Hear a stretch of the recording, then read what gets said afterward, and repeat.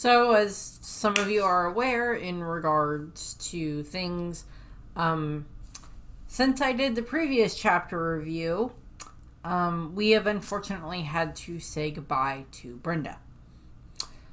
Not an easy decision. It was not a fun way to spend the 3-day weekend.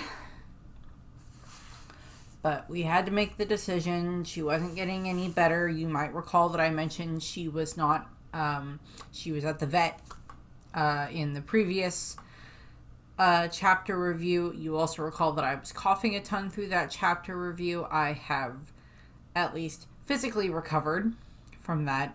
Emotionally, I'm still, getting used to her not being here.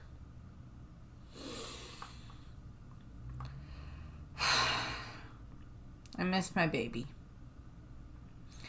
Eventually we will get another dog again. My mom and I have already discussed it. We're just not at that point yet. We have a couple of other hurdles to get over before we get to that.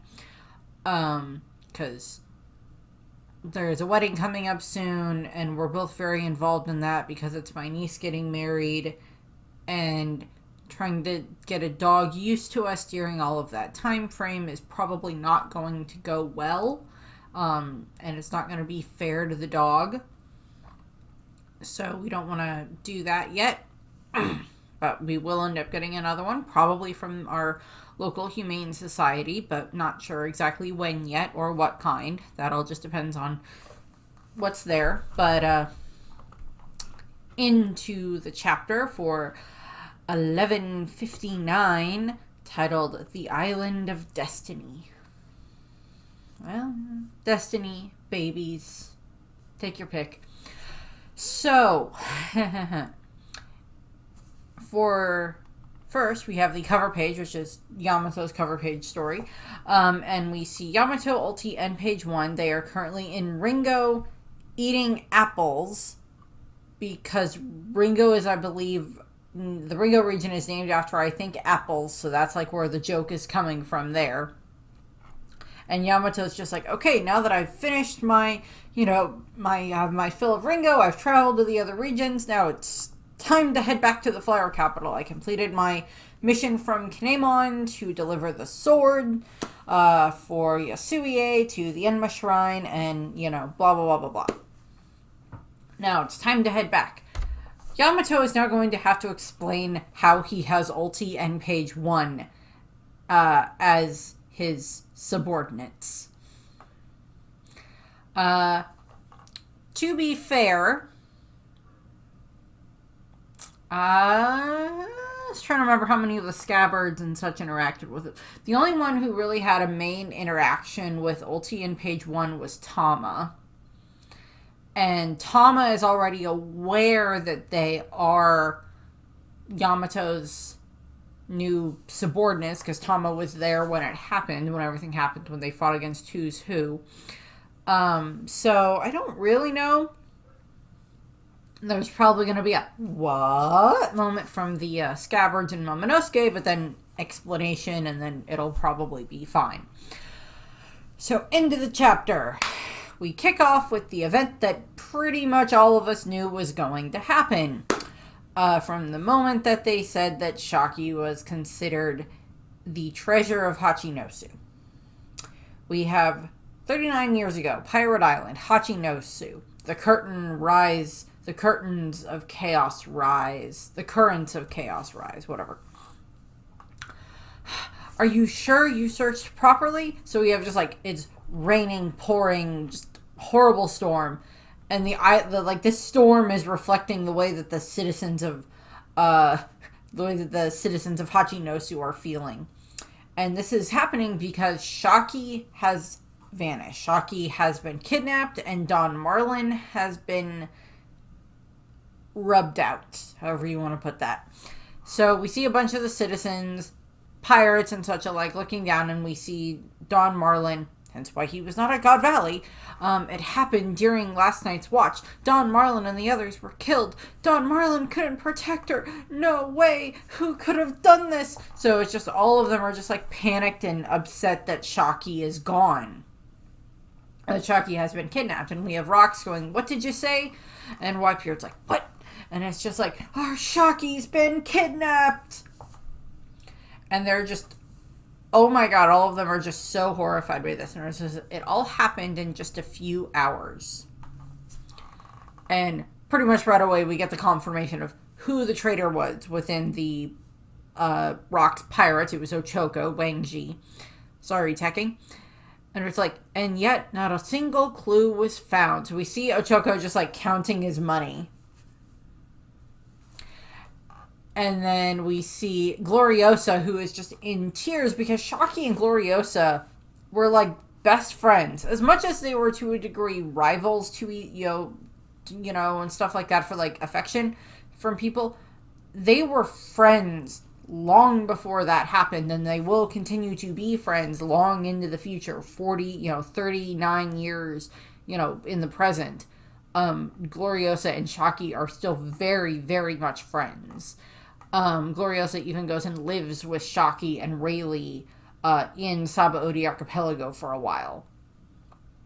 After Roger's execution and everything, she ends up going there. So, we just see how distraught Gloriosa looks. And then, we just see all the citizens of Pirate Island are just, weeping. And it's not just the men, it's the women, too, because probably a lot of them liked Shocky. Shocky, because of the way that everybody treated Shocky, made the island safer. Meant that, Hachinosu was, I guess, a modicum of a degree safer than it used to be. And it was probably kept nicer because they wanted to impress Shocky. But, we all see, we see this. And it may have just also been some of them went and maybe worked at the bar, for all we know. So it's just with chaos breaking loose, the pirates trembled in rage, and they're like, "Please be safe, Shocky." So they're just praying for her safe return and for her safety. And then we cut to the Roger pirates, and we see Roger is just so angry, he's ripping the paper apart, and it's just like, "Rox, you bastard, what the hell are you doing? I'll end you." And it's just and the news spread across the seas. And we see Rayleigh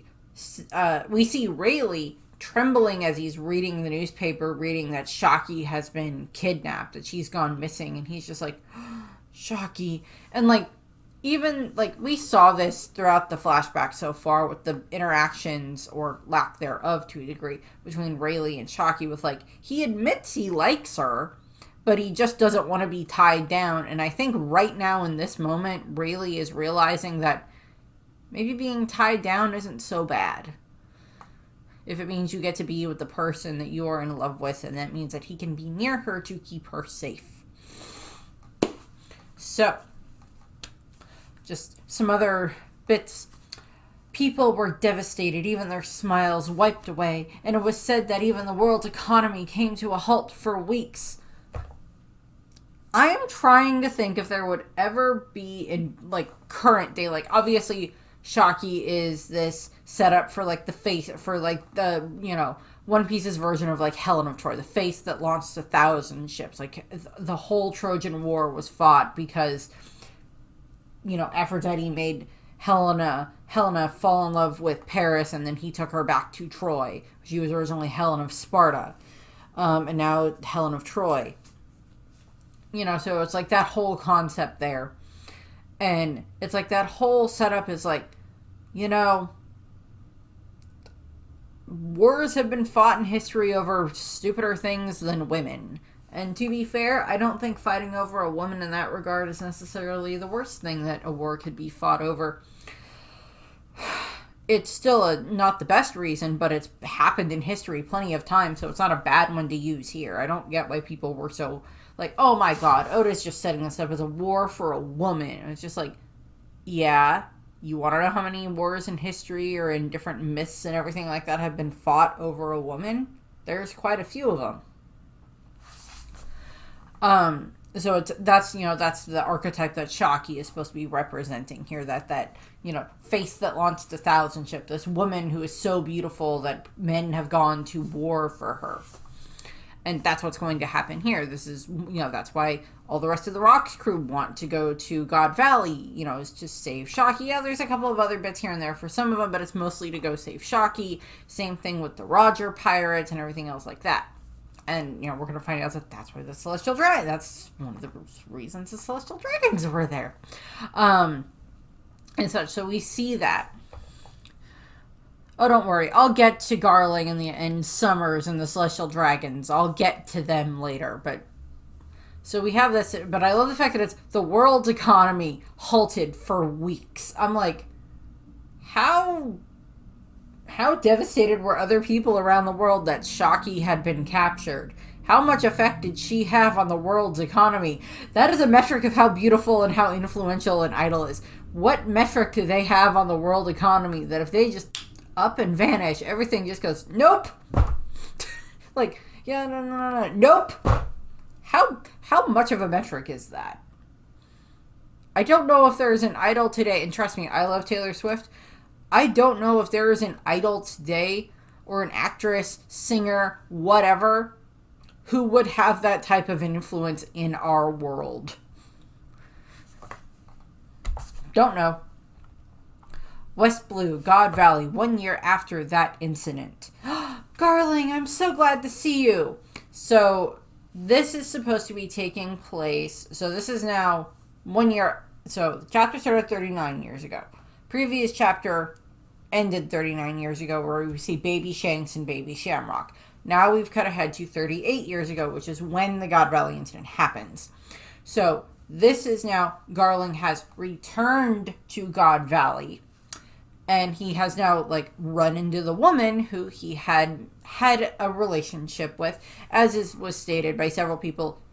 The way that she was acting at the end of the last chapter did not seem like Garling had treated her horribly or anything like that, that he'd been, very charming and, charismatic and everything else like that when he'd been around her, when he was on God Valley trying to convince them to join the world government, and he found this woman and he took a liking to her, at least enough to keep her as a bedfellow, essentially, during his time there, and probably, wooed her with gifts and whatever, because he saw it as oh, I'm dangling shiny things in front of this, lonely creature, is probably the way that, he saw it. But the way she saw it was she was probably having, had genuine affection for him. Maybe not fully in love with him, but at the very least had genuine affection for him.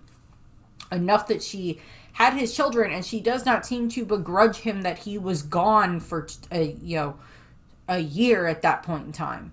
That he'd been gone long enough to A, not even know that she was pregnant, and B, not even know that she had kids now that are his. And she's like, and we still don't get to see her face. We don't get a name on her or anything like that in this chapter. And I think that might be coming from the perspective of, in One Piece, we've seen it that, Nami doesn't know what her birth parents looked like because she was a baby when they died on the Oikot Kingdom. For the other Straw Hats, Luffy, kind of from the storytelling perspective, Luffy doesn't know what his mom looked like because he was a baby probably any time that he saw her, before he went to go be raised by Garp. But, eventually when we get the flashback, probably from Dragon's perspective, Dragon is in this chapter as well, when we get the perspective of Dragon's story, we will probably see Luffy's mother that way, and she will probably possibly feature rather prominently, give or take what's going on in those flashbacks when we finally get to Dragon. But what we're seeing here is maybe it's supposed to be that all Shanks can really remember of his mother, just even as slight bits of memory, is that she had the same beautiful red hair that he has. That's what he remembers of her. Because he would have been, a year or so when all of this happens. So Garling shows up and she's like, oh, I'm so glad to see you. I knew you'd come back. Shamrock, Shanks, it's Daddy. And he's looking down at them and he's like dot, dot, dot. He's like, oh, this is okay. And he's like, and she's like, and he's like, they're twins, right? How adorable. And she's like, of course they're your children. Please, Garling, stay with me on this island. She's just like, come on, we have 2 kids now. You can stay here with me. It'll be just fine. It'll be just like when you were here before. Might have been a little bit of delusion on her part, but still. And like we see Shanks and Shamrock are like, yeah, Daddy! You know, whatever. And he's like, if I had to live anywhere, it wouldn't be here. This island will be erased. What? Her. What? What do you mean erased? And Shamrock, Shanks, Garling is just like, yeah, no, I'm not going to live here. Why would I live here? This place is going to be gone in like a matter of weeks. Her. What? Ugh, not good. And he's just like, yeah, we cut to the next panel and we see all of these marine ships heading toward the island. He's like, I've already decided and I've ordered a wife worthy of me. If I win in this tournament, I'll take her for myself. The woman, question marks. Tournament? And like, from her perspective, this is literally the guy that she had whatever amount of affection for, whatever, physical relationship with while he was, there on God Valley, a year and a half ago, 2-ish years ago when everything happened, when he was there, is like, maybe she was, again, there is a bit of delusion coming into here. It's just like, he up and left you, lady. I don't really think he's gonna want to be with you given the circumstances. He hasn't returned to the island at all in the past year. Doesn't even know that he has kids. All that stuff. And like, you can just imagine her standing there, her face slowly going from, Shamrock, or Garling, I'm so happy to see you. These are your kids, too. What do you mean, erased? What tournament? Why do you have that sword? And he just up and stabs her. The baby, the bassinet, or the pram, whatever you want to call it, stroller, is like right next to them. And he just like ups and stabs her. And he's like, and he picks up his Dendamushi and he's like, begin the preparations. Assumedly, we don't see Shanks and Shamrock for the rest of the chapter, I don't believe. Assumedly, what happens is Garling has like, okay, well, they're my children. And like, he must at least value his own blood enough to be like, yeah, I'll take them with me. I'll take them with me. They might be good candidates for God's Knights once they're older. So that's probably just where, like, Garling's mind is going, is like, oh yes, they'll have wonderful potential. They're my children. Half-blood or not or whatever, they'll still be more than worthy of being a God's Knight type of a thing. Is probably where he's headed with that. So he probably has them taken back to some place where they will be safe during this tournament. And during the tournament, he's like, okay, these 2 need to be taken somewhere where they're not going to be hurt or in danger or anything like that. So he has them taken wherever. They're still on the island because we know eventually that when Roger leaves the island, he has Shanks in the treasure chest, even though he doesn't know Shanks is in the treasure chest until they're away from the island. And there's still the question of who put Shanks in the treasure chest and where the heck Shamrock ended up. He still ended up back with Garling. So we'll have to see what happens with that. That'll probably be in the next chapter or 2, give or take, for how some of that goes. But yeah, we have Garling pulling up his Dendamushi and going, prepare for, begin the preparations. And we have, yes, sir, we'll dock now. And we have all of these Marines rushing off of the ships and onto the island. And we cut to the citizens of God Valley, and they're like, is that a world government ship? They've surrounded the island. Is there a criminal or something here? Get the kids back home. So it's just like, oh no, there's something horrible going on here. Let's get the kids to safety. That's not going to help. And then we have over the comms for the Marine soldiers. Use only tranquilizer darts. Capture anyone who doesn't resist. And, so it's then we have one of the soldiers is like, Lieutenant, sir, what's the goal of this strategy? And the other higher up one is like, it's training.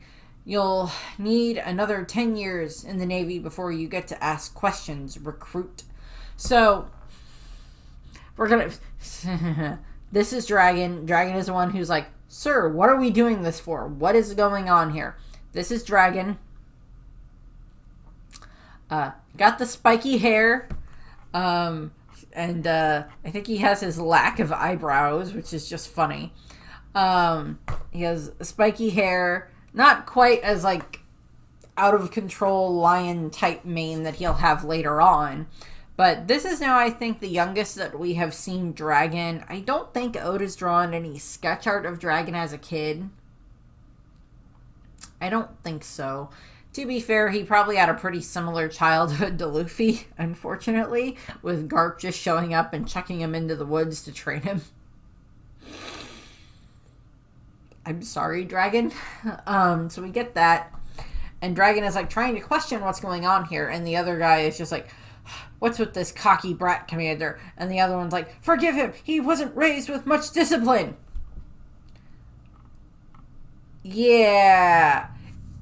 This very much proves that they do not know that he is Garp's grandson, because if they knew, or that he's Garp's son, because, no, Garp is not the hero of the Marines at this point in time, but he is a vice admiral already, and very, very influential, or very high ranking.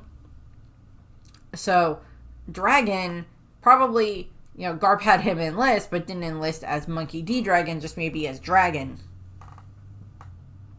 And there was lots of thoughts that Dragon was going to be at the God Valley incident when it happened, as like, well, he was a Marine at one point from what we've learned already. So he probably was at the incident. He saw stuff that he could not get out of his head, and he realized that no, the Marines is not a good place to be, and that's why he starts the Revolutionary Army later on. Little do they know, all four of the people who are part of very high, three and then Ginny, are all very much here on this island. Because we're going to see Kuma later, we're going to see Ivankov and Ginny later in this chapter. So yeah, I love that all four of them are here. And then of course later they don't end up quite all meeting until later on, until 20 something year, 15, 20 years later, whatever it is. But I like that. But yeah, the other Marines I don't think they know that he's Garp's son, mostly because he's probably not enlisted as Monkey D. Dragon, just Dragon. As he, partially because he doesn't want to be probably given special treatment because of who his father is. Also, just to, give a middle finger up to his dad. So we have that, and we see the citizens of God Valley, and it's just like, hey, did something happen to you guys?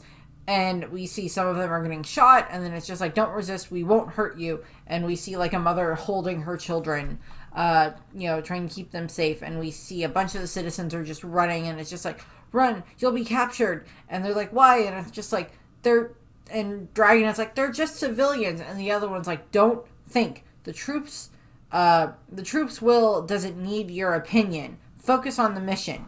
And, they're all like, yes, sir. And Dragon's even kind of like, yes, sir. And he's like, it's fine, just tranquilizers. They can't kill anyone. So he's, shooting them with tranquilizer darts. And we cut back and we get the full view of him. No tattoo on his face. We know that he gets that after Roger's execution at some point in time. He has a bunch of handcuffs on him that'll be to capture the civilians. And it's just Marine Monkey D. Dragon, future Revolutionary Army leader and Luffy's father. I do like how, when we saw Garp in one of the previous chapters with, his info box, it just says, Vice Admiral Monkey D. Garp, grandfather of Luffy. Just completely, father of Dragon, grandfather of Luffy would have been a good way to put that. But, yeah, so now we see Dragon here. And Dragon, let's see, this is 38 years ago. Dragon's in his 50s. How old is Dragon? I cannot remember off the top of my head how old Dragon is. He's 52. How old's Dragon?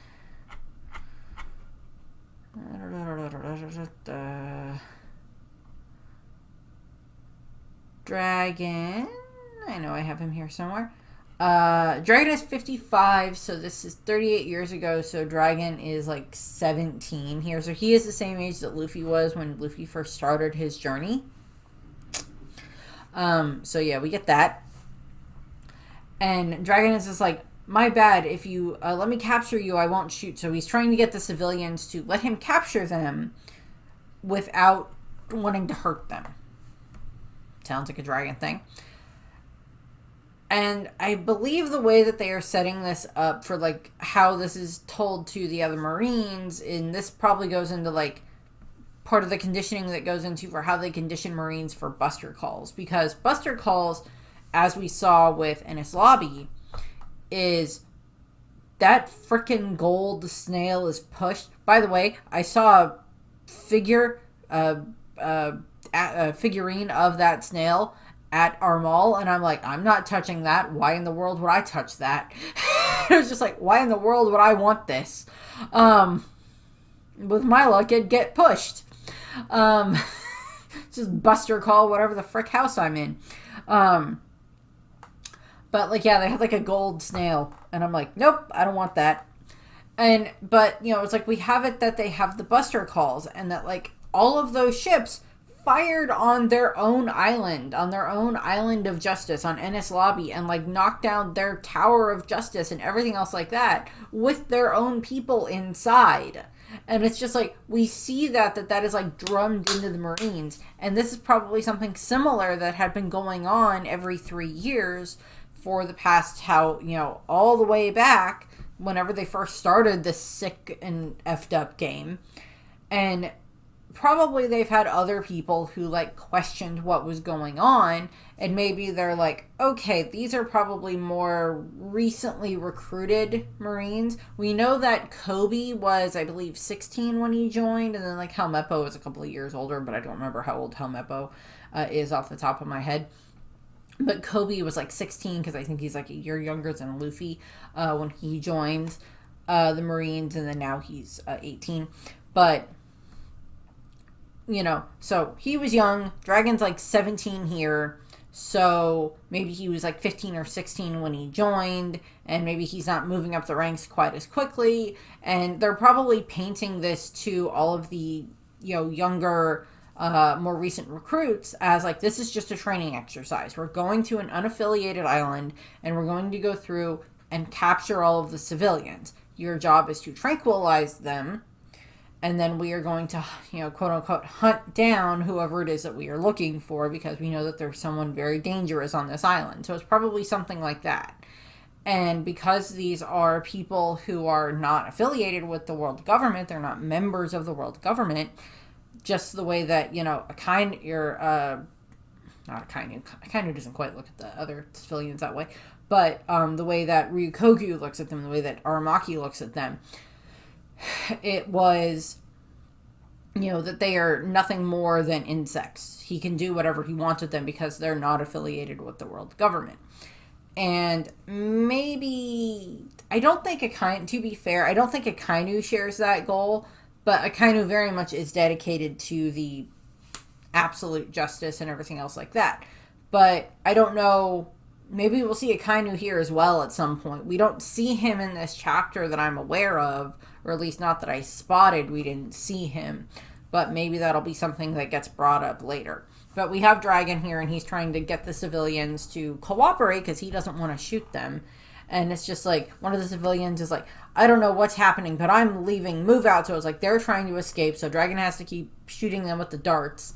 And then we have this smoke that goes off, these like bombs that goes off. And we have like, you know, the comms link is like, masks on, they've thrown hypno gas bombs. And Dragon's like, what? So presumably all of the Marines that are here have, you know, gas masks that they can put on. And then this is like some type of hypno gas. This would have been before Vegapunk was working for the Marine, so this is not something that Vegapunk developed. This is something that was developed by someone else, probably Saturn, in all honesty, or some other scientist. You know, and we don't get an example as to what the hypno gas bombs do. Assumedly, it's something that just makes them much more compliant or something. Is like presumably what's going on. So now we cut to where we have Marine prison ship transporting slaves, and we have the the snail sound going off. But I think that might be their version of Morse code, in all honesty. And we cut to the communications room, and like we have one of the Marines looking around, and then we see like little feet scurrying out of the way behind some of the machines, and it's just like, looks like someone's in there. And we have it that Ginny has managed to, she snuck out of where the slaves are being held and snuck her way into where the communication room was, because we know that Ginny had managed to send out the information even beforehand to like the pirates and stuff like that, so that way they would know that, oh, this is where the devil fruits are, probably also this is where Shakuyaku is at God Valley, and that this is where they're going to be, so you can come and get the, get your prize or whatever, your treasure is here, even if they don't know that it's Shaki. To be fair, okay, I'm going to point this out. I don't think that Ginny and Ivankov knew that Shaki was the grand prize. I don't think they knew that. I think Shaki was listed as something along the lines of, the treasure of Hachinosu, or a one-of-a-kind treasure from Hachinosu, or something like that, not who she actually was. Because, to be fair, Ginny and Ivankov are also more interested in ways to get off the island, so they want either the paw fruit to be able to try to, paw everybody away from the island, or paw as many people away from the island as possible, or the dragon fruit to allow one of them to be able to transform and then turn into this giant dragon and then fly as many people away from the island as possible. Probably cause some damage in the process. Which, alternate timeline out there, that happened. Some alternate timeline out there, that's the story that happened. But I don't quite think that Ginny and Ivankov knew that Shaki was the other prize. I don't think they knew that. That may have been something that was kept under wraps for a while. Because if she was, I feel that they would have tried to do something to try to free her as well. Possibly. We could see some type of interaction where this happens. We know that later on Shaki does have, she does meet, interact with Kuma eventually at some point. During the time skip, she interacts with the, cyborg version of Kuma that's just programmed that way, but still. So we see that Ginny has managed to, make her way up to wherever she needed to be. And I think we see, a bunch of busted pipes in the background that she probably used to get around to where she needed to go. And then she's made her way back to where all the slaves are. And she's like, brother. And he's like, Ginny, are you okay? And she's like, it worked out just right. From here, the informants will make sure the word gets out. And we see, and, they're all kind of, whispering and everything else like that. And the other slaves are just like, keep quiet, you lot. Don't stick your noses where they don't belong. It's just you'll drag us into trouble. And we have Ivankov shouting at them, and Ginny's trying to hold Ivankov back, which is just hilarious. Ivankov is just like, are you an idiot or what? You're all gonna die. Do you even know where this ship's headed? You really think luck's gonna save someone who won't even fight for their life? Miracles don't just fall from the sky. Okay, I missed that the first time I read this. Ivankov, give yourself about 37 years. You're going to be a miracle worker falling from the sky over Marineford. Give yourself a while, and you're going to be known as the Miracle Maker. To be fair, we don't know when Ivankov ever does end up getting his devil fruit when he gets the hormone fruit, but still. And Jimmy's trying to calm him down. And then it's like, someone shut the slaves up. It's like someone yelling over the comms. And then we have Kuma just like sitting somewhere else listening. And he's like, such lively slaves. Cutting to a different area. Cypherpole Intelligence Bureau.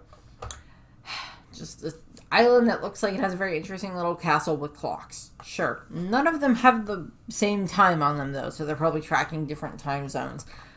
I'm sure the One Piece world is broken up into different time zones. But we've never had it confirmed, like, how that works. Let's see, what time zone am I in? I'm on Alabasta time. What about you? Oh, no. I'm on Dressrosa time. What about you? No, they're on the Prudence Kingdom time. No. None of this is gonna work. We gotta adjust our clocks.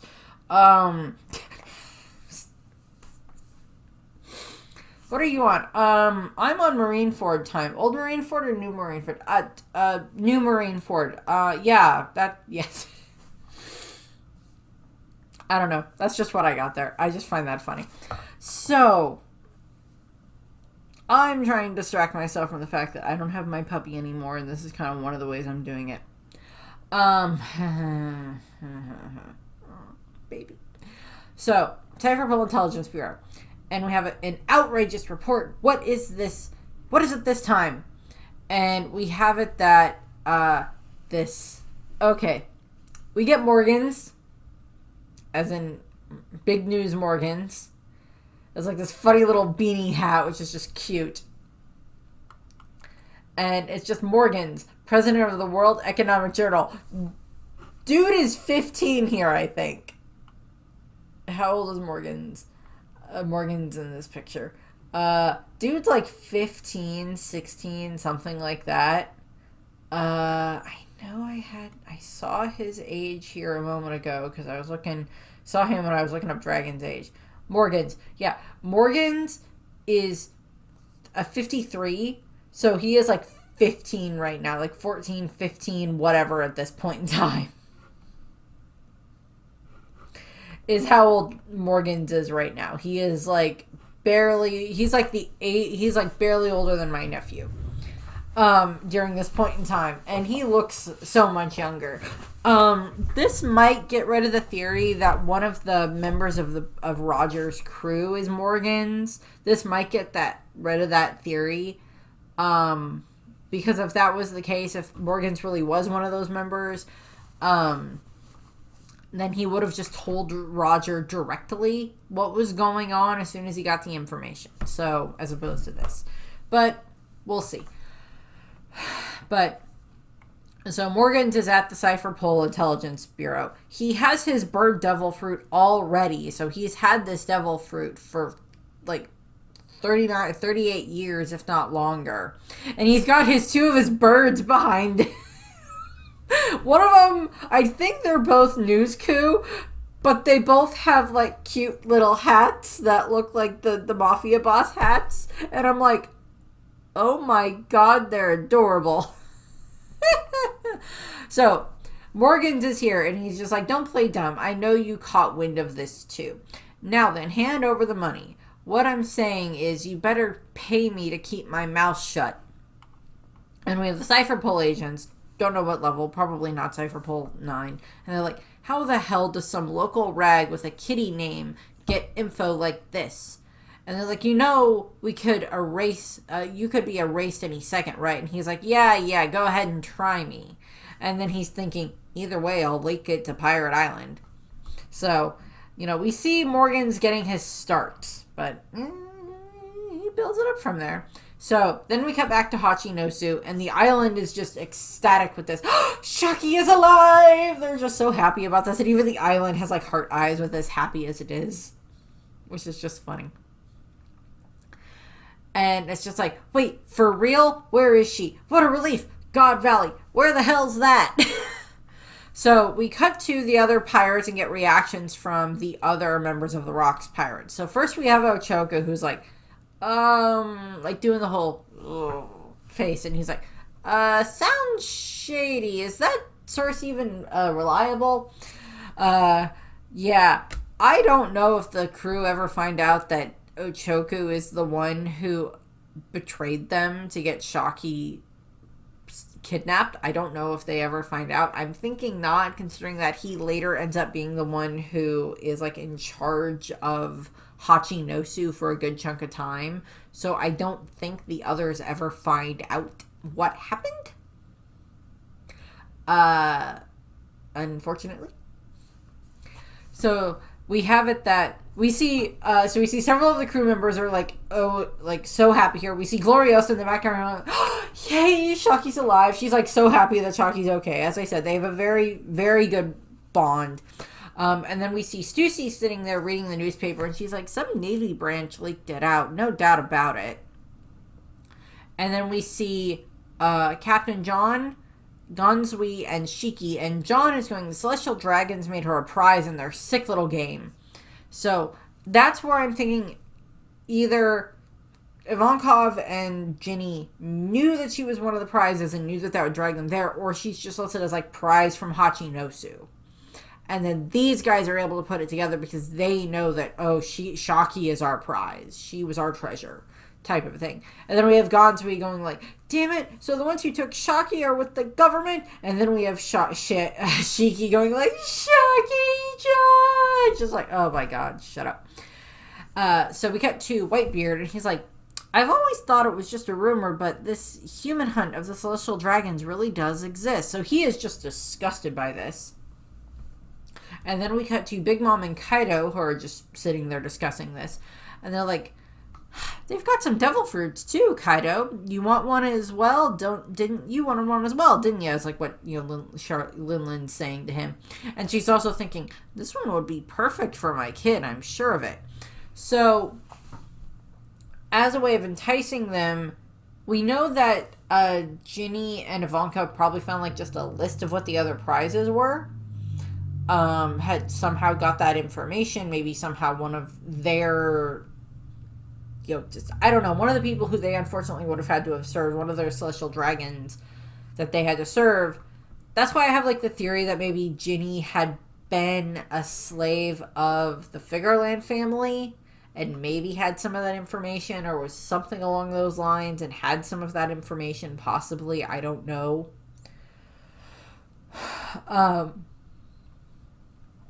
But maybe leaked more of the names. I think by this point, Katakuri already has his devil fruit. But that's like the only one of her kids that we know roughly the time frame that he ate his devil fruit. We don't know about any of the other ones at this point in time for when they got their devil fruits, I don't think. And yeah, Big Mom's like, that one would be perfect for my kid. Which one are you thinking of? I don't know. None of these are food-based fruits. They're paw and dragon-based fruits. To be fair, not all of her children have food-based fruits. Puddings is not food-based. Neither is Maltdoors. His is book-based. Same thing with Daifuku. His is genie-based. The one that the Adectuplets have is not food-based. Is that it? Candy, butter, mochi, whipped cream, oven for heat.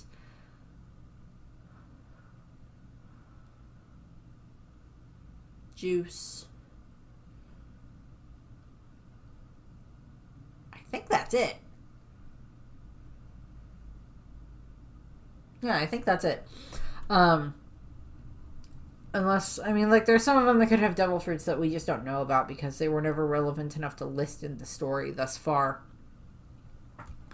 But to be fair, a dragon devil fruit would be useful for almost anybody, so I'd take it. I can fly now. F you. And Kaido's just like, what kind of powers do those fruits have? And then we see Streusen yelling at Rox, and Streusen is like, this is clearly a trap, isn't it? And Rox is like, shut the hell up. And we cut to Rox, and he's like, if you're gutless, then rot here on the island. I'm going for you, God. I'm coming for you, God Valley. So he's like hyping up his crew. Cut to the Roger Pirates, and it's just like, oh, hey, Gabon, where's God Valley? Is like what Roger's saying. And Gabon's like, not that close, but we'll make it in time. So they're heading off. And it's just like, what? what do you say, crew? And the others are like, heck yeah! And even Rayleigh's like, oh yeah, we're going there. And we see a bunch of the others, or a couple of the others. And Roger is just like, so Rock's already made his move. Don't let him get there first. And then we have, by sheer irony, those few classified details ended up provoking the monsters of the sea. And this is where we got to like those scenes that we saw before where Garp was getting called by Kong and was saying like, yeah, no, Roger's gonna be at God Valley, and Garp was like on vacation and it's just like, oh wait, Roger's gonna be there, oh I gotta go deal with this, so he heads off. No way, even Roger, so he's heading off. And so we see that, and then we cut to where we have this giant ship, because it's one of the giant ships from Elbath, and the Rock's pirate ship coming head to head. It's like, look there, a giant ship, doesn't matter, sink it. Wait, what is it? Out of the way, Rocks. And we see Harald and all of his men, or a bunch of his soldiers, and he's just like, I was told to stop any crew that got led around by a single woman, Rocks, and you know it doesn't take much to sink a puny ship like that. See that ship? That's a government escort.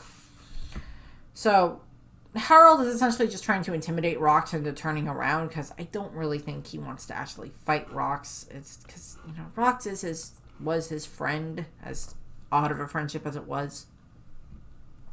And we see the Rocks pirates, and Rocks is just like, so this is your plan to rack up credit with the World Government Alliance? You're underestimating us way too much, big ol' king. So, in the end, you'd have us put up with the government and let those dogs just sit back and watch us fight to the death? You're nothing but a lunatic trying to change Elbath, huh? How about you and me sit down and talk? Sit down for a talk. So Rocks is to his crew trying to appear intimidating, of like, yeah, let's sit down for a talk. Like, you know, let's have some negotiations type of a thing. So Rocks goes up onto the ship, and they're kind of like a bit apart from like Harald's men, and they're far enough away that the rest of the Rocks pirates aren't going to hear this conversation. And Harald is pouring like sake into like one of the giant bowls for him and Rocks to share. And he's just like, I know what you really want to ask, where we're headed and what for, but there's something I want to tell you, something I'm not about to tell my crew. And this is Rocks talking to Harald. And I do kind of wonder, what if Rocks had just told his crew? Like, we don't know how much they know about, like, his interaction with Emu or anything like that. We don't know about that. It would just be the whole question of, what if Rocks had been a bit more honest with his crew? Maybe still kind of got them on his crew the same way with, like, the Davy back fights and everything. But what if he'd been a bit more honest with them in this situation? Like, yes, we're going to God Valley to try to save Shocky and to get those devil fruits, yes. But there's something else there, too, that's important to me. And here's the reason why. Like, if he'd done that, maybe things would have gone a bit better. Maybe not perfect. It doesn't mean they would have survived. But maybe things would have gone better. I'm just saying, that's a possibility. So we see, like, Harald's men are like, what business could you possibly have with my king? It's like they're growling at him. And we see, now we finally see Gil Bastar here. We finally get to see him with the crew. We see Silver Axe, and we see Shiki. And Silver Axe is like, that bastard's just stalling. And Shiki's like, and right now my Shocky must be waiting for someone to save her. And Rocks is talking to Harald, and he's like, I carry a hidden name. Harald, Davy D. Zebek. Wasn't it Rocks? It's like, the world government must have been trying to erase that family name all along, because our ancestor was none other than the legendary pirate Davy D. Jones himself. So, Davy Jones was a member of the Monkees. He was a founding member of the British rock band The Monkees in the 1866 to 1968, 9 range. Yeah. It's Davy Jones, as in like Davy Jones's Treasure, Davy Jones's Locker, Flying Dutchman, whatever you want to go with. Pirates of the Caribbean, sure. SpongeBob SquarePants, whatever. Davy Jones. That's the reference here. We've had him, we know about him earlier in the story. Origin of the Davy backfights, probably. Different things like this. Speculation that he was connected to the D clan at the very least, or that maybe the D stood for Davy was a thought.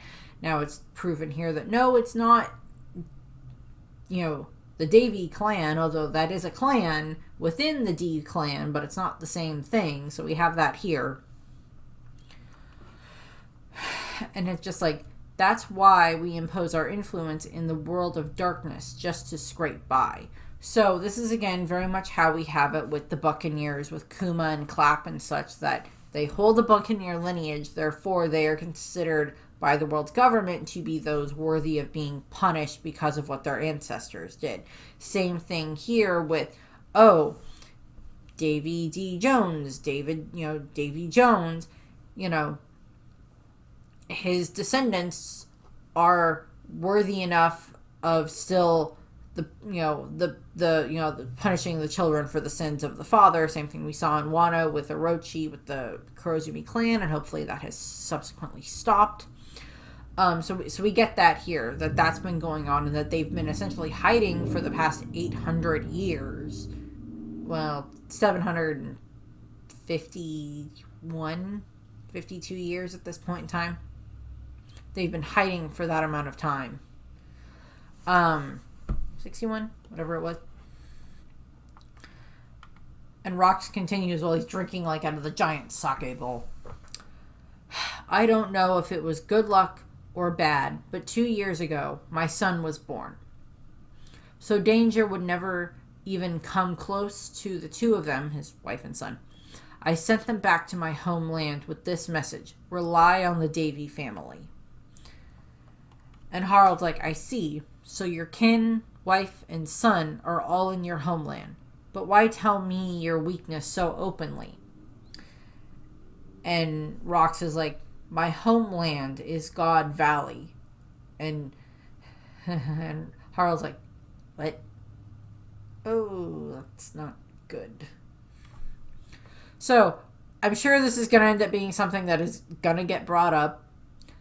Is Shanks a descendant of the Davy clan as well? Shanks and Shamrock. There's always been the thought that Shanks was connected to the D clan beyond the fact that he has the metaphorical will of D with the fact that he was raised by Roger, and he has also carried that on to kind of send part of that into Luffy and everything like that, with that the will of D with the inheritance of wills in that regard. But there was always the thought of well, would Shanks have a will of D ancestor somehow? In this case, I'm assuming some people are going to make the comment that maybe Shanks and Shamrock's mother is a member of the Davy clan, is somehow connected to the Davy clan. And it's I mean, it's a possibility. She's on God Valley, but we don't know that. We don't. Sure, that's going to get brought up at some point as a theory. So we have Harald going so the government's trying to lure you there. And Rox is like, no, that island's crawling with celestial dragons. It's not that they want me there. For them, too, it was a miscalculation. So Rox is kind of yeah, okay, no, it's not a specific trap for me. It was a miscalculation for me to send my family there, unfortunately. Hindsight's 20/20, shouldn't have sent him there. But the government made a huge miscalculation as well in this regard. Because they've now put, they put targets on the backs of the slaves. So, now they're putting a target on their own back. And Rox is like, it feels like I'm being dragged by something greater, as if it were fate itself. And he, tosses the bowl to the side. They made a big mistake when they stole Shaki from us. If my wife and son can just escape, that's enough for me. Seems luck's not on my side, Harald. Give me a hand. So at this point in time, I think Rox has essentially, Zebak has essentially been like, okay, I may not make out of this alive. All my plans might be going up in smoke at the moment, but if at the very least my wife and son can escape, then that'll be enough. That'll be fine. He loves them enough, and he would prefer for them to be able to escape and live on than for them to die and him be able to continue on with his goal at the moment. Which is quite admirable. I'll give him that. So he's like, come on, come on, Harald, you gotta give me a hand. You gotta help me here. And Harald was like, I refuse. I'll end you here and now. And it's like, that's so? Then step up and face me. And Harald's like, stay out of this, to his men. And they start clashing, and we don't see the clash, but we see kind of the aftermath of the clash with the Rox pirate ship kind of sailing away, and Harald's ship just like kind of up in flames. It's like, it's hard to believe, but once every 3 years, the Celestial Dragons choose a non-member nation rich in resources. And there they hold their twisted game of human hunting, slaughtering all the native inhabitants. And we just have the citizens just begging, please help us, this can't be real. And I fully understand why you wouldn't, why this is a horrible thing. Cut to final double page spread. And we've seen like this speech from a different angle. Now we're seeing it from this angle where we're getting to see the rest of the speech. Essentially, this is the guy who's like the MC Celestial Dragon of this event, who we saw in the previous flashbacks, where we saw God Valley from Kuma's perspective, with them going over the different chests. Although now, and this might just be a drawing error on Oda's parts, I think initially there was only 6 chests. Now there's like 9, I think there's like 9 of them now, where there were only like 8 or 6 beforehand. I don't remember, but that might just be a drawing error on Oda's part, possibly. But we have it that Shaki has been brought forward. She is in a Kuja dress. She looks very healthy, clean, not bruised or beaten or anything like that. And we just see all the Celestial Dragons are just going gaga over her. Like, oh my god, she's so beautiful. Get her for us. We have to win her. She'll be mine, type of thing. Like, on that day of the God Valley incident. And Shaki just kind of looks a bit resigned to her fate, but she doesn't look like she's been broken. That would be quite the thing for Shaki to be broken. I do wonder if she's been branded yet. Because, to be fair, we've never seen Shaki's back in the story. There's never been a reason for us to see Shaki's back in the current storyline, in the current timeline of the story. But I guess it's possible they didn't brand her because she was this prize that they were going to be using in the tournament, and they didn't want to have her marked up yet and maybe give the sick satisfaction of whoever ends up winning her the choice of branding her. So we have the MC. And now, after the rarest of devil fruits, this is the grand prize of the competition. On the grand line within the calm belt, there truly exists an island of women. Here is the former empress, renowned as the most beautiful woman in the world. Her name is Shakuyaku. And they're all just like, whoa! Whether you make her your wife or your slave is up to you. And they're just like, she's gorgeous. I want that one. I want one like that. They're just like, oh my god, I want one like her and everything. This piece has been preserved in pristine condition under strict protection. A first-rate item.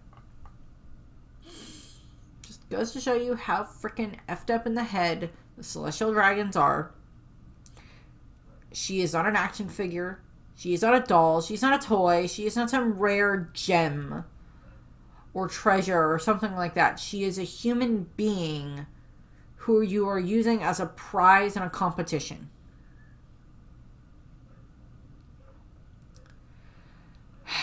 And we have one of the celestial dragons saying, "Wow, Summers, win this and bring her into the Shepherd family." And we see young Summers, Shepherd Summers, and we see young Garling. And Shepherd is like, or Summers is just like, "No way, if I win her, I'll make her my slave." And then we have Garling, and it's just like, "She'll be my wife. Forget it, Summers." So we see this rivalry going on there. Before I move on to the next bit.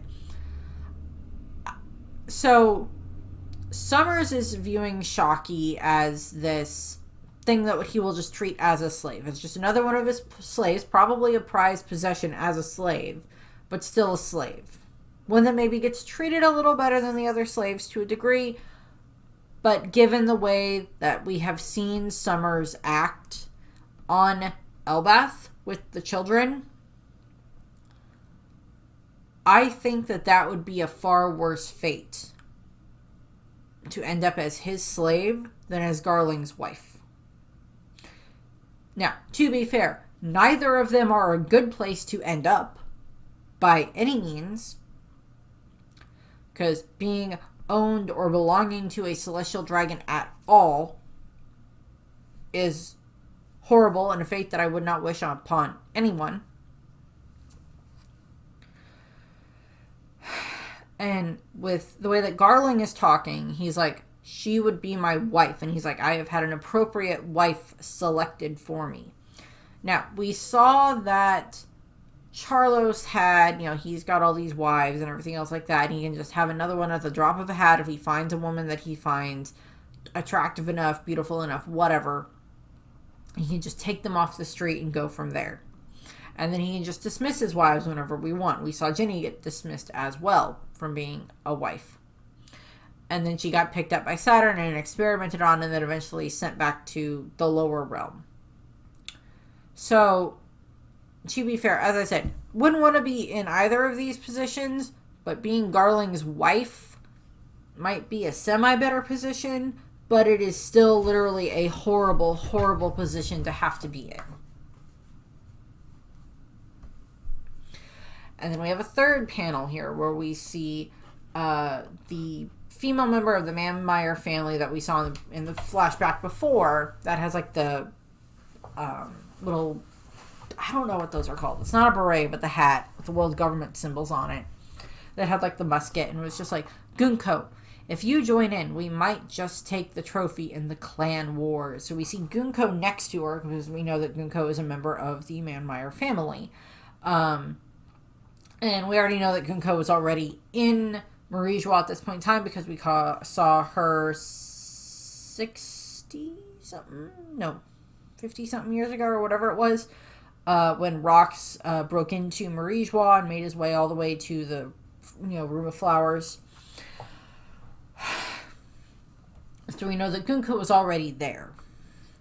So we also have the clan wars get mentioned here, or family wars, or whatever variation of it that they're going to have. So we know that within the Celestial Dragons, there are 19 different families.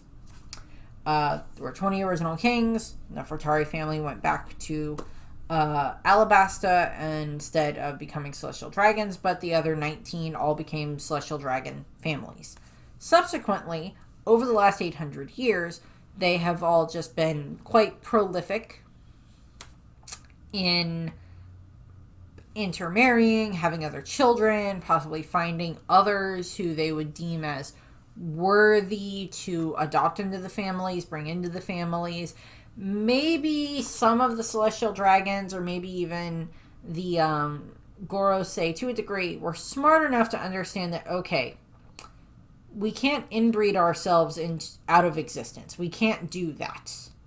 And if we're not careful, that is something that could happen. So maybe every so many generations, they're like, okay, we're going to go find a couple of new ones to bring in. Not new, like, families to bring in, obviously, but other ones that they can those who have proven themselves enough, beautiful enough women, handsome enough men, however you want to put it, to bring in and use as, I'm going to hate this term, that I'm going to use, breeding stock to give, better genetics into the world, into their families, which is exactly what's essentially going to be used for Shaki here. What Shaki is going to be used for Garling. Cut to, away from all of this, cut to where we have Dragon has made his way into a house where we see that he has followed these blood puddles. And we see the woman who is supposed to be Shamrock and Garling's mother. And it's like, please, get my children off this island. Don't let them fall into that bastard's hands. So she has had a full understanding as to what is going on. And Dragon has probably been given this full understanding as to what is going on now. So it's like, okay, Dragon might try to find Shanks and Shamrock, and then maybe he's the one who manages to actually get Shanks and actually get Shanks into one of the treasure chests at some point in time. That would be good. I had the previous theory that like maybe Ginny was the one who somehow put Shanks into the treasure chest. Like she had maybe been one of the slaves of the Figureland family, and she knew Shanks, and she couldn't bring herself to like let Shanks die, let this innocent baby die, even if he was a celestial dragon, and put him into the chest to keep him safe. I had that thought already. Don't think that's what's going to happen now, because like she's not going to know that there's a connection to Garling. If anything, Dragon's not even going to know that there's this connection between these two babies and the Figureland family until he like figures out where the heck they are. Another panel, we see a little kid who is supposed to be little baby Teach. He's like 2 at this point in time, little toddler-ish Teach. And his mother is there. We don't see her face, but they're both in cuffs. And clearly in one of the cages that the other slaves are in. And it's just like, come here, Teach. It's all right. You've got to survive. So she's like, it's okay. Come here, baby. Just trying to calm her down. Oh, girl, I know that feeling. I was going through that on Sunday night when Mom and I were saying goodbye to Brenda. I was a blubbering mess. Blubbering mess. And then we have the final bit of announcement for this tournament. And now, I'll speak of something every world noble already knows. Here in this tournament, not just the Buccaneer runts, but after 800 years at last, the Davy family has finally been revealed. Here, their bonds will be forged.